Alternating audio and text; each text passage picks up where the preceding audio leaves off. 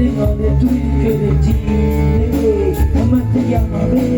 ကောင်းမလေးရဲ့မိအကြောင်းနဲ့တွေ့ရှင်နဲ့ရှင်နဲ့ကိုမရှင်နဲ့စိတ်တွေကိုကောင်းမလေးတွေ့ရှင်နဲ့တွေ့ဒီလိုနေ့မှတွေ့ဟေးမင်းနဲ့ကတွေ့မမေကရှိဖက်ပါဘရောမမမေဟေး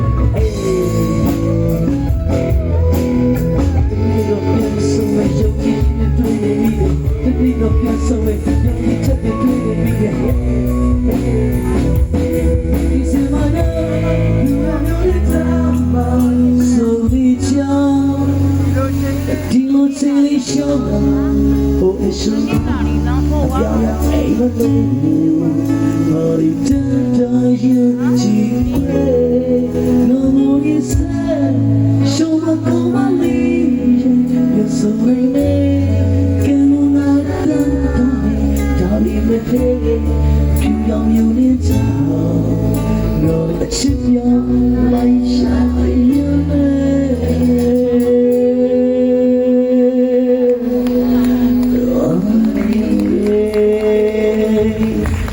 Yeah.